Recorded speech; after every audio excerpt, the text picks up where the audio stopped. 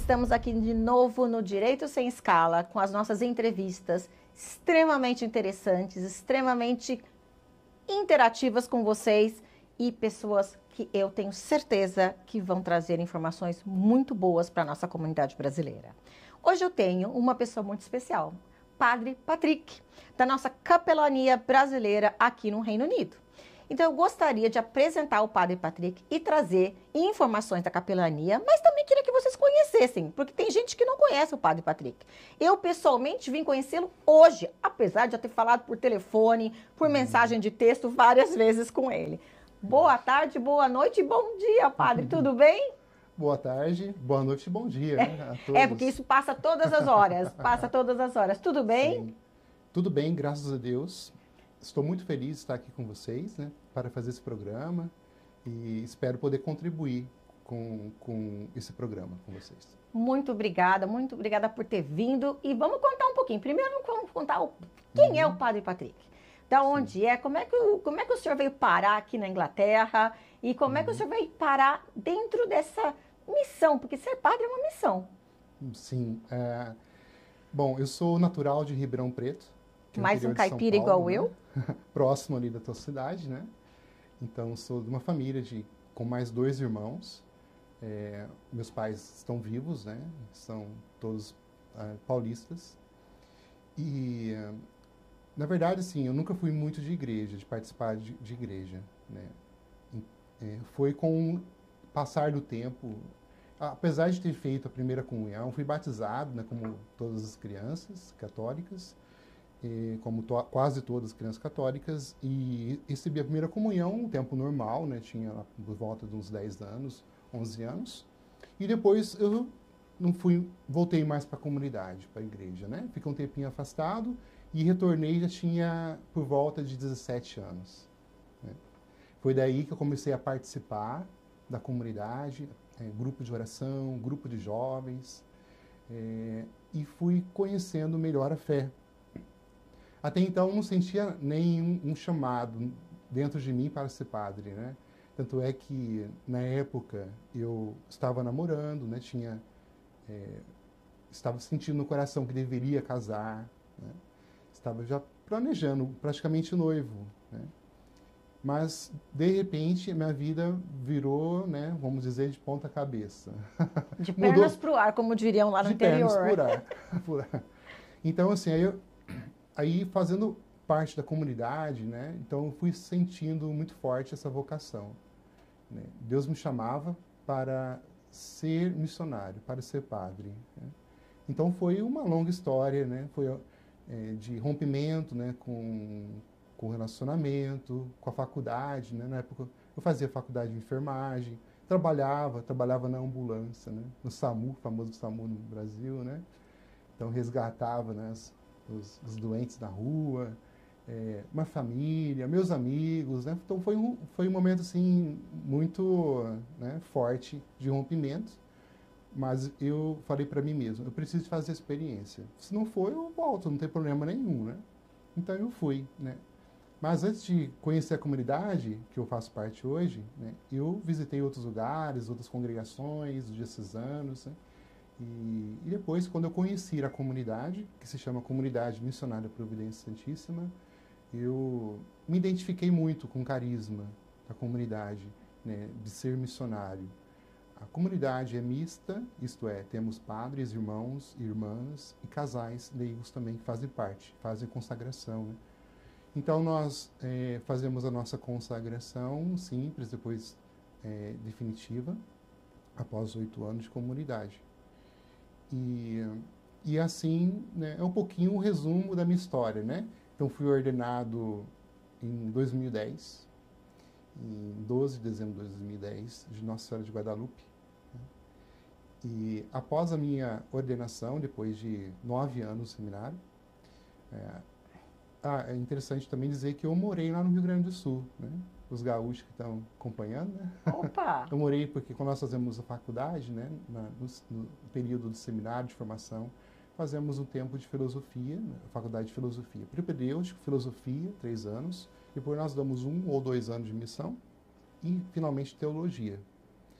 Aí depois que tem a ordenação, né? nesse processo acontece também a consagração. Então, no ano de 2005, 2006, eu morei lá perto de Porto Alegre, em Viamão, né? Era seminarista ainda, era irmão consagrado.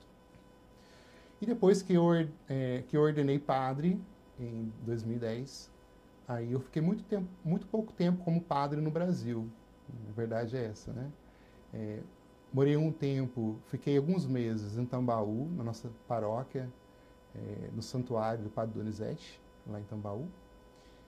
Fiquei também alguns meses em Piracicaba, também interior de São Paulo, e em Mococa, onde que é a sede da nossa capelania, né? Estamos em Mococa hoje, no interior de São Paulo, perto de Ribeirão.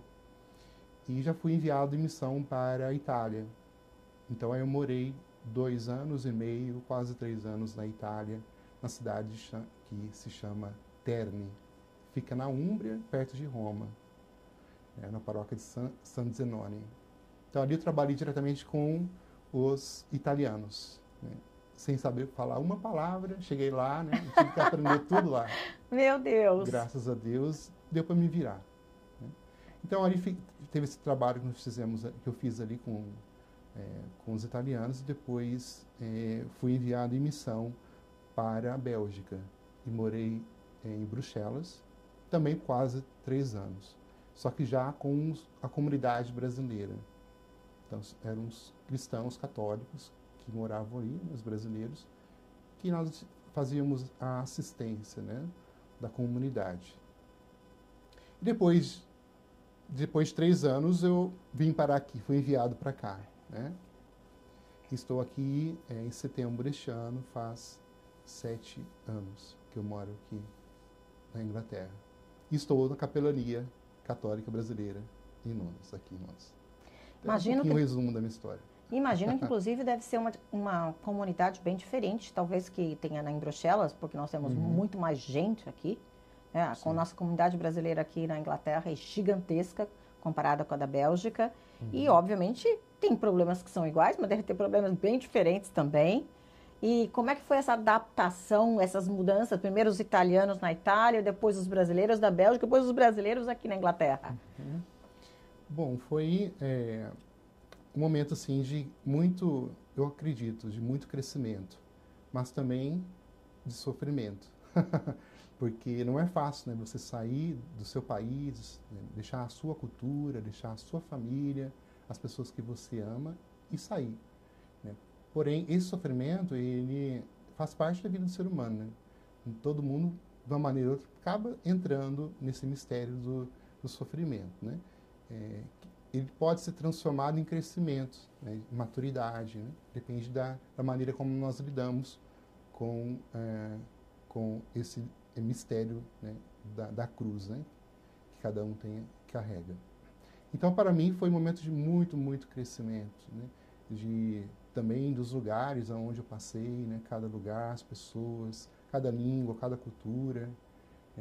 Então, para mim, foi um momento de muita graça. Eu vejo a providência de Deus, sabe, cuidando em todos os momentos da minha vida. Que bom!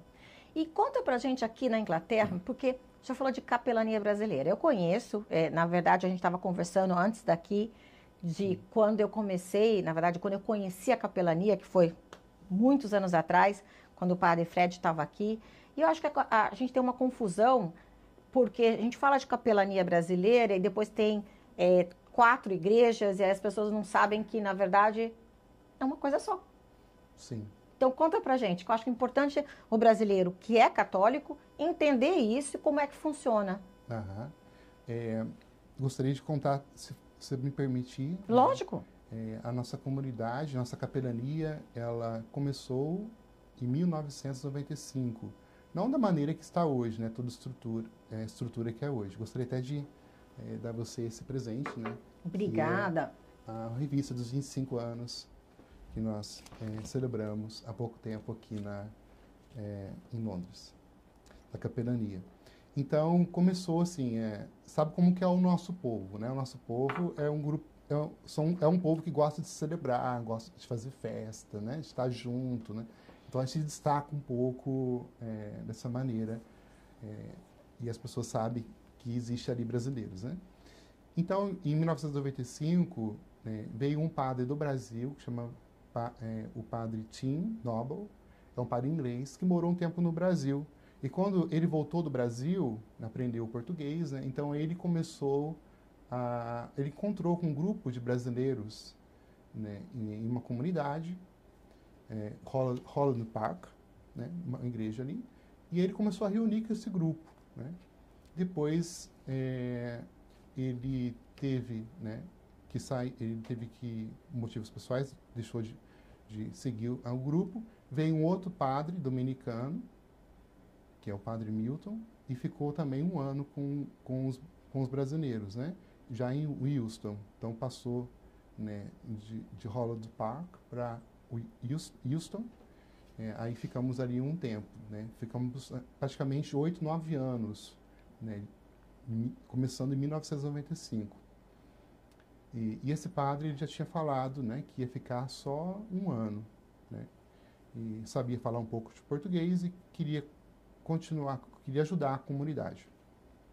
E nesse tempo chegou o padre Fred, né, para visitar a comunidade, para visitar aqui a Europa, aqui a Inglaterra. Já veio algumas vezes antes, ele fez o intercâmbio, tudo mais, a história dele.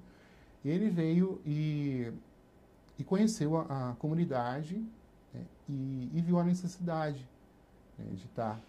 Por quê, né? Esse padre, né, o padre Milton, ele entrou em contato com a diocese, dizendo que era importante dar uma continuidade no trabalho que tinha iniciado. Aquele grupo de brasileiros, né? Não é como é hoje, mas tinha um grupinho razoável, né, que se reunia toda semana para rezar a Santa Missa.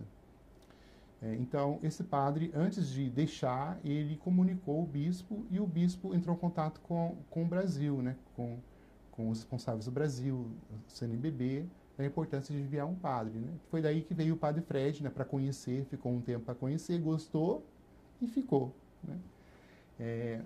E ficou um tempo ali em Houston, e depois ele viu a necessidade, a comunidade começou a crescer, ele viu a necessidade de ter um lugar, uma casa, onde os brasileiros pudessem se reunir.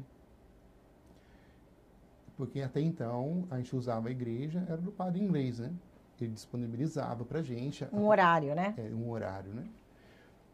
E o padre Fred conta a ele que saiu né, nas ruas aqui de Londres, indo procurando igrejas fechadas, que aqui tem bastante, né? Você sabe, e distribuindo, deixando as medalhinhas de Nossa Senhora das Graças, né, e fazendo pedido a Nossa Senhora para que pudesse providenciar um lugar, uma casa, para os brasileiros se reunir e celebrar a Eucaristia, né?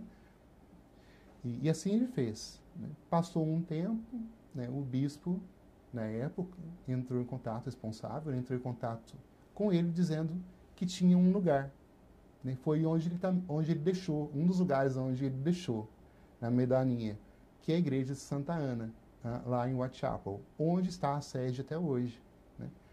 Então aí a gente passou lá de Houston e celebrava. É interessante também lembrar que celebrava em Houston, depois a comunidade cresceu e começou a celebrar também em Bayswater, que naquela época tinha um grande número de brasileiros, né? Era Brasil Water que a gente chamava. Brasil Water. Então tínhamos também uma missão ali naquela época, né? Porém não um lugar próprio, né, que fosse nosso, né? Daí que nós fizemos o padre Fred, né, fez essa mudança, essa entronização na igreja, e depois descobriu que aquela igreja, né, é uma igreja construída pelos irmãos maristas, uma igreja muito antiga, né? Não podemos dizer muito, no Brasil é muito antiga, né? 155 anos, né? Mas para a Inglaterra não é nada. Aqui não é nada. Sabe, aqui na Inglaterra isso aí é jovenzinho. Então aí, Padre Fred descobriu que aquela igreja estava sendo vendida, porque a comunidade é construída ali pelos maristas, depois eles foram embora, e também existia um grande número de irlandeses que participavam ali da comunidade. Era praticamente uma capelania irlandesa, né?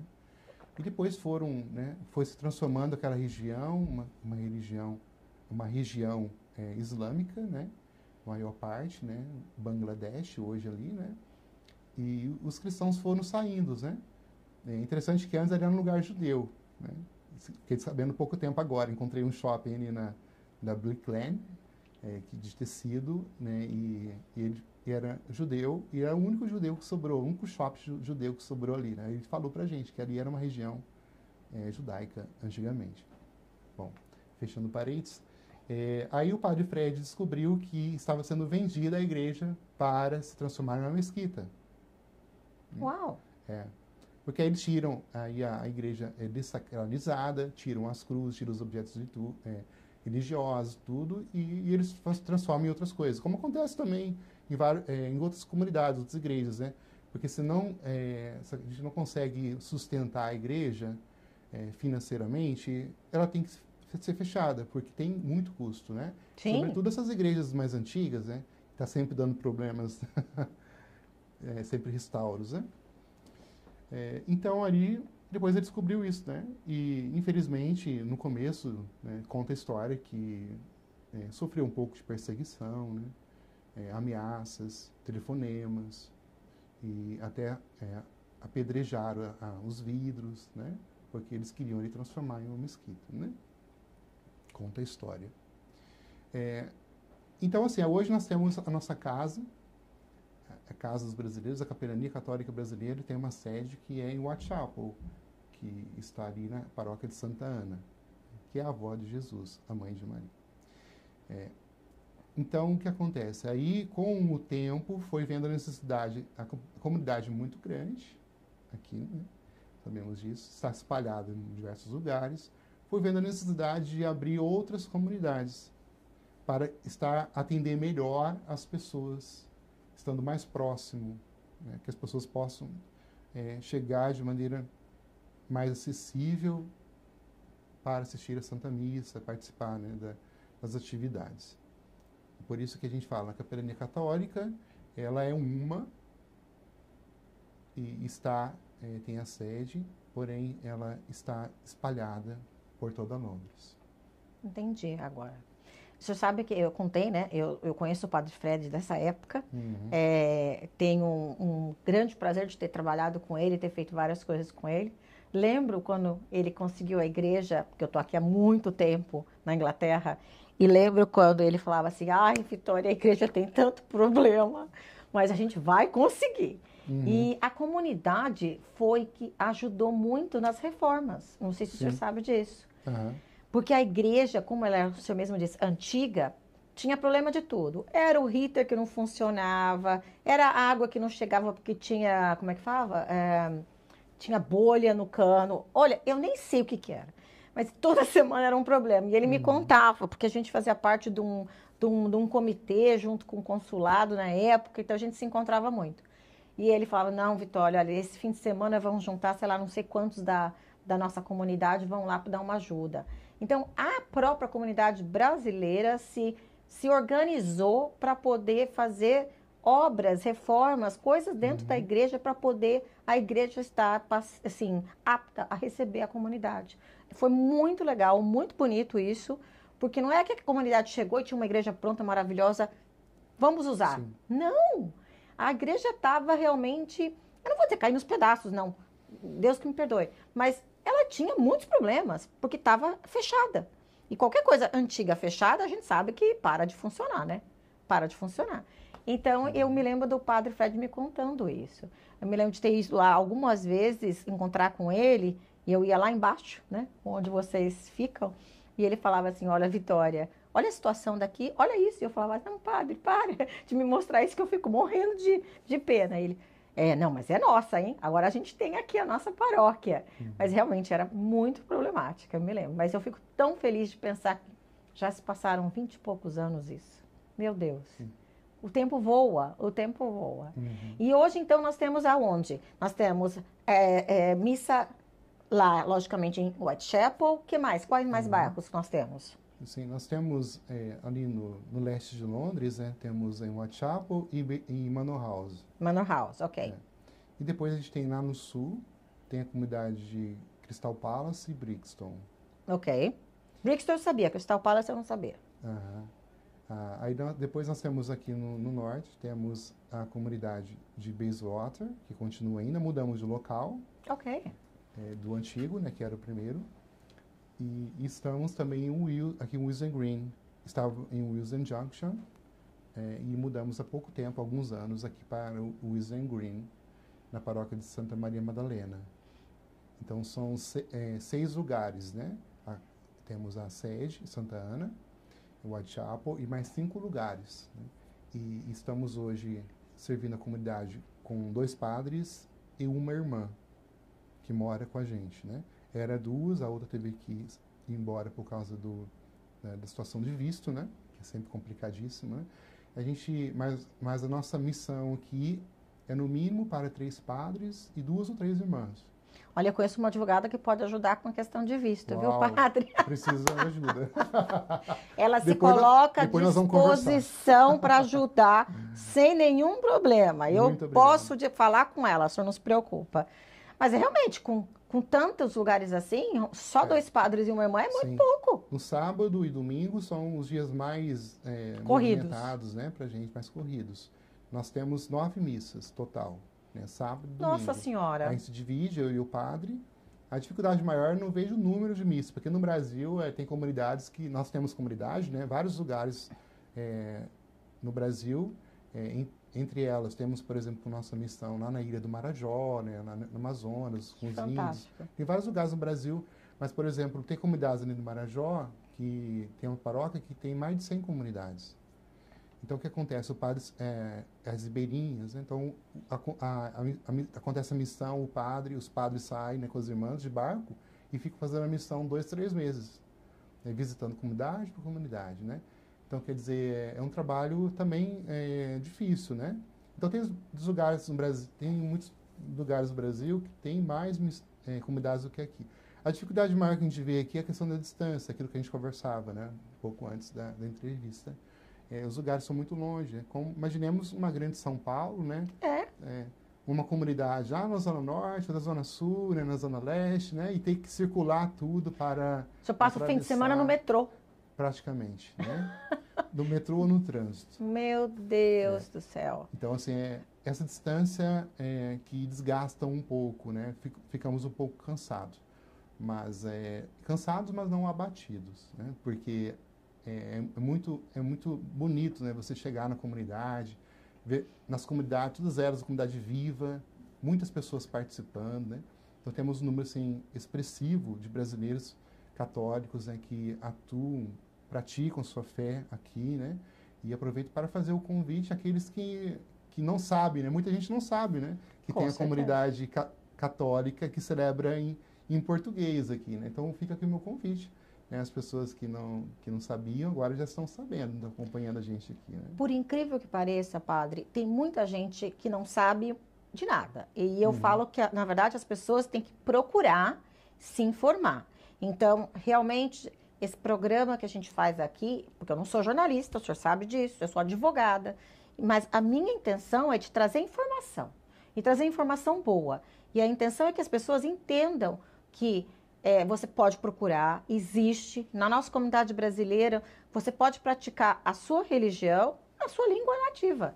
E é só você ir buscar aonde ir e que seja mais próximo da sua casa, ou mais conveniente para você, que pode ser que não seja próximo, porque você trabalha no sábado e a missa vai ser mais perto do seu trabalho, naquele horário. Então, gente, é só buscar. E tem aonde buscar, tipo, em um website, ou Facebook, ou Instagram, como é que funciona? Porque com certeza tem que ter algum lugar que o senhor encontra essa informação, né? Sim. Se você procura no Google, Capelania Católica Brasileira em Londres, já vai aparecer um monte de informações, né?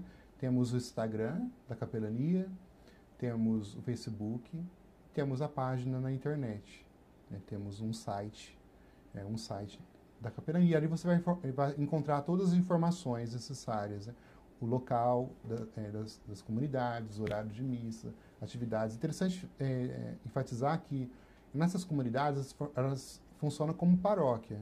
Então, não é só a missa que tem nelas, né? que acontece não só a missa, mas também outras atividades, como grupo de oração, grupo de jovens, grupo familiar, que se reúnem toda semana, muitas outras atividades, né? A atividade religiosa e temos também atividades sociais, né?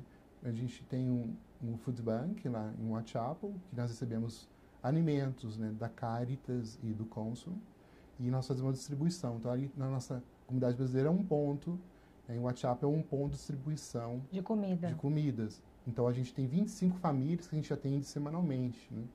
E entre elas, muitos que não são católicos. Evangélicos, cristãos. Agora começaram a vir alguns muçulmanos, porque a região ali é muçulmana. É islâmica, então tem muitos muçulmanos também pegando ali o alimento com a gente. E depois da pandemia, que começou, na pandemia, né, iniciamos esse trabalho. E assistimos também muitas famílias que estão, né, dando esse suporte, que a gente sabe que não é fácil, né? Quando as famílias passam por dificuldades e precisam realmente do suporte, né, social. E temos as festas, né? Temos encontros espirituais com as missas, os encontros que acontecem. Em agosto, teremos um encontro com Valmir Alencar, que é um cantor, né, muito expressivo no Brasil. Ele vai estar com a gente, né? Então, nós sempre estamos tendo encontros de oração e também encontros sociais, como a festa junina acabou de acontecer, né? Eu soube, a festa junina foi um arraso. Várias pessoas me contaram que foi muito legal, que teve muita coisa boa, desde música, teve forró, teve comida boa. Me contaram que foi um arraso mesmo, foi festa de São João. Isso. E olha que eu sou muito apegada a essas festas, porque na minha família, o meu avô e o meu pai se chamavam João Pedro.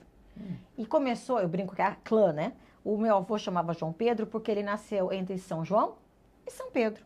Então, como a família extremamente católica não sabia se botava João ou Pedro, porque ele nasceu no meio, virou João Pedro. Então, pois é. Então, para mim, festa de São João, festa de São Pedro e a gente sempre comemorava muito. Quando meu pai tinha fazenda, quando ele fazia, ele era vivo, e a gente fazia a festa de São João ou de São Pedro todo ano na fazenda.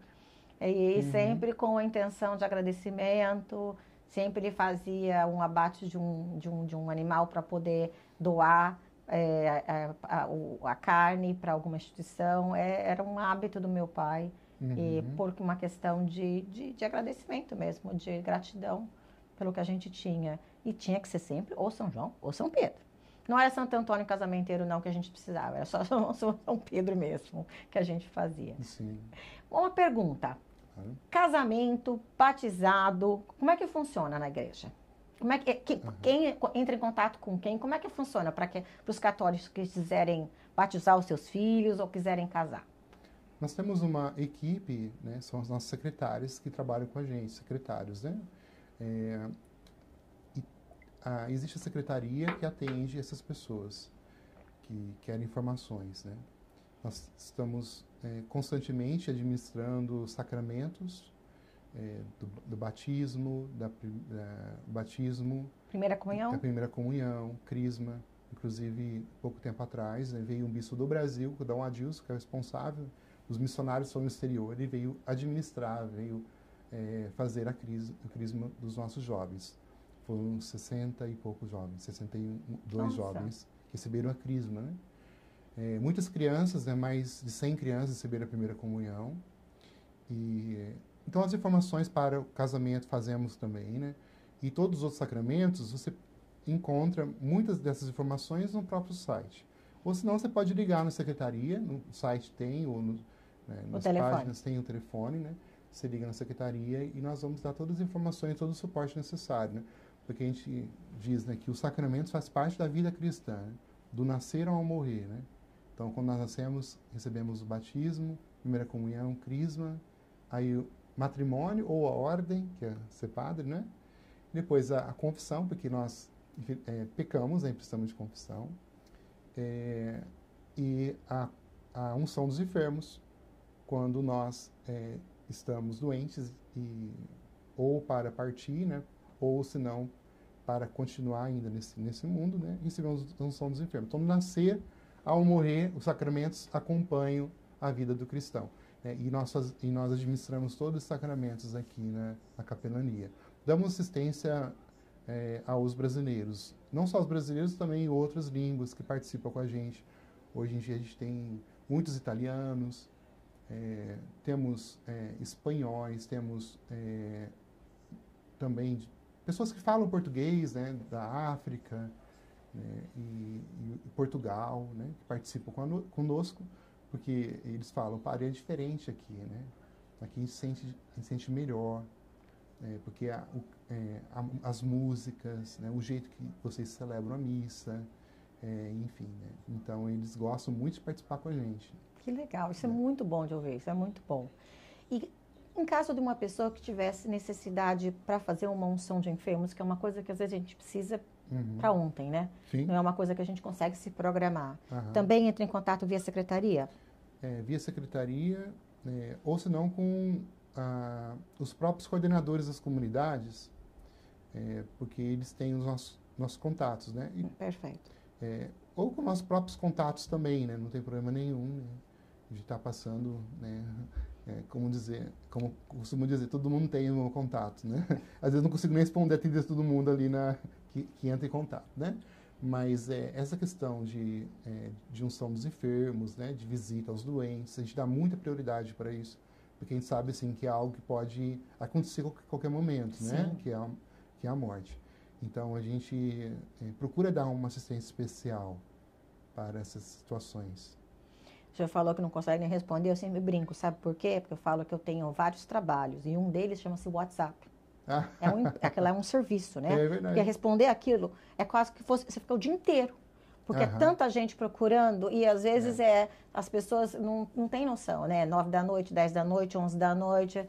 Doutora, posso... Como assim, gente? Peraí, manda no dia seguinte, às 8 da manhã, 9 da manhã, qualquer coisa. Imagine que o senhor é a mesma coisa. Tenho certeza absoluta que acontece do mesmíssimo jeito com o senhor. E hoje, para ajudar, temos os grupos, né, de WhatsApp. Então, você perde muitas mensagens, né, nos grupos. E eu estava até conversando com o pessoal da nossa comunidade em diferente. Temos que tomar muito cuidado, né? Hoje em dia, temos que saber usar os instrumentos que temos, né? Instrumentos de comunicação, né? Eles são importantes, se bem usado, né, faz o bem, se não, faz o mal.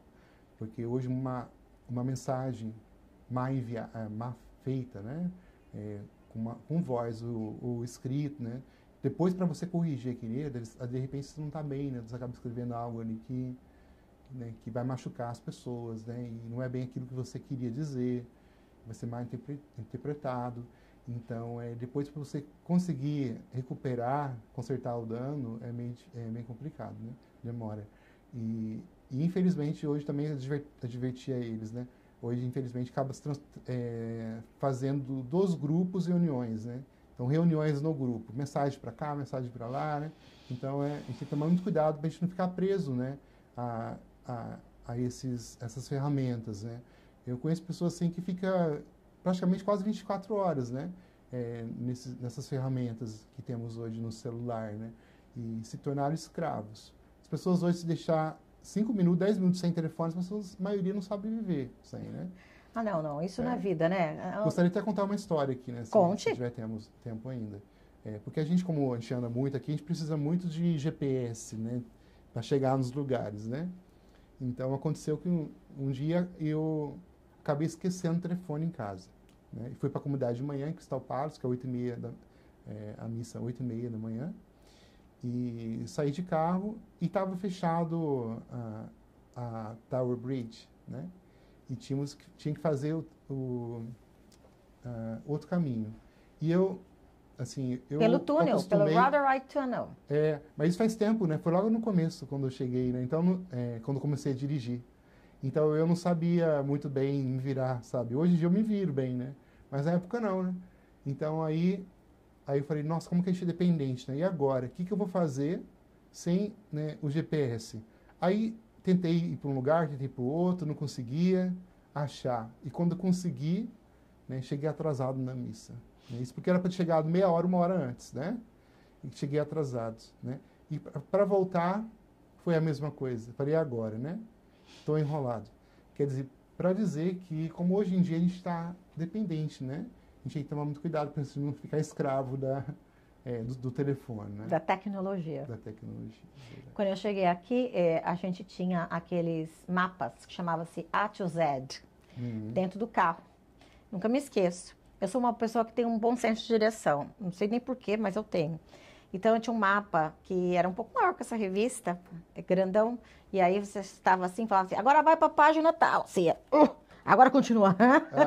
E era esse mapa. E a gente andava na bolsa com um pequenininho, mas que era só da área central de Londres. Sim. Era assim, até que começou a chegar no telefone celular. Então, é interessante realmente a gente ter mudado tão rápido, né, de uma coisa que a gente tinha que aprender a se virar para uma coisa que é muito mais fácil, mas a gente fica dependente. Eu concordo com o senhor e acho que a gente talvez não precisasse usar tanto como está sendo hoje em dia, a ponto de não conseguir ficar 10 minutos sem telefone. Que é isso?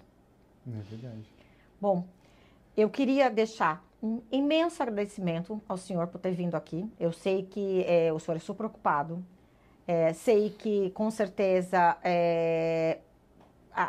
acho que foi muito importante para as pessoas entenderem como é que funciona a capelania aqui. Com certeza, os brasileiros podem sentir que, tá vendo? O padre é acessível. Porque do mesmo jeito que, não sei se o senhor sabe, tem muita gente que fala que tem medo de mim. Ai, a doutora Vitória é brava. Eu sou brava, sim, eu dou bronca, mas quando fazem besteira, né? Quando fazem coisa errada. Mas eu não sou nem um pouco, nem um bicho, tá vendo? O padre também, gente. Precisando da igreja, é para ir. Tem que buscar informação, tem que ir atrás. A igreja em portuguesa, nossa, é brasileira. É igualzinho a gente tinha lá no Brasil.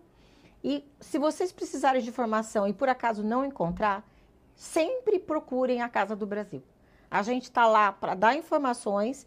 Se a gente não souber, a gente vai atrás da igreja, a gente entra em contato com a secretaria. Se tiver uma emergência, a gente tenta ajudar, porque a nossa função é essa. Então, padre, muito obrigada por ter vindo. Muito obrigada por ter esclarecido a nossa comunidade como é que funciona a nossa capelania.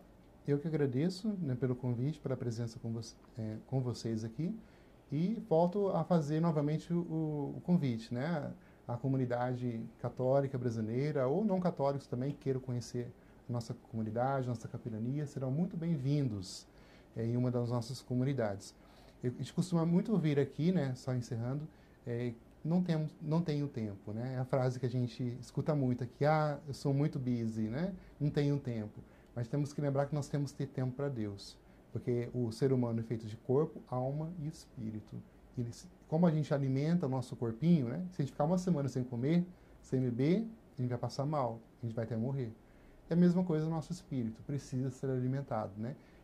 E a comunidade é o lugar onde nós podemos congregar, nós podemos estar juntos, sermos igrejas, temos unidade, comungando do corpo de Jesus, né, que nós cristãos na Santa Missa, e da Palavra de Deus. Corpo, sangue, alma e divindade, a Palavra de Deus que chega até o nosso coração. Então, meu irmão, minha irmã, venha participar com a gente, né? Todos serão muito bem-vindos. Muito obrigado. Obrigado ao senhor por estar aqui. Obrigada a vocês que nos assistiram. Nós sempre pedimos que vocês mandem sugestões, mandem ideias pra gente, mandem críticas, não tem problema, nós aceitamos. E espero nos ver nos próximos programas aqui no Direito Sem Escala, na TV Londres. O mundo passa por aqui.